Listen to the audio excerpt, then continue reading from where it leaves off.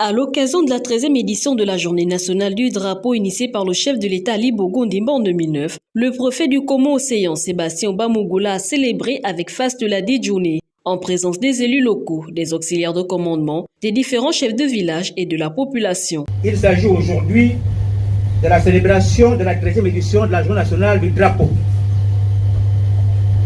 Mais qu'entend-on par Journée nationale du drapeau? En quelle année a-t-elle été instituée? Pourquoi l'avoir instituée?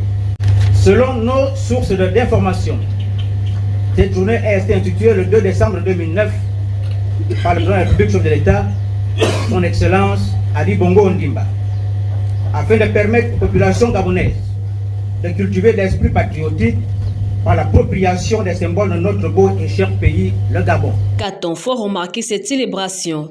Allégeance au drapeau, levée des couleurs, exécution de l'hymne national et le discours circonstanciel. Discours au cours duquel l'autorité préfectorale a déploré le manque de considération des populations envers les symboles de la République. Monsieur le Président de la République a constaté que depuis un certain temps, beaucoup de nos citoyens avaient perdu la notion du respect des armoiries gabonaises, à l'instar de celles inhérentes à notre drapeau national. Aujourd'hui, dans certains de nos villages, lorsque les gendarmes procèdent à la levée des couleurs, bon nombre de nos compatriotes, par ignorance, passant pour autant marquer un arrêt ou le garde à vous. Pourtant, dans un passé récent, lorsqu'une autorité préfectorale circulait avec sa voiture de commandement, les populations saluaient le drapeau en se mettant debout et immobiles et en enlevant le chapeau. Ces populations savaient bel et bien que les 3 couleurs de notre drapeau constituent, à ne point douter, les reliques laissées par nos ancêtres.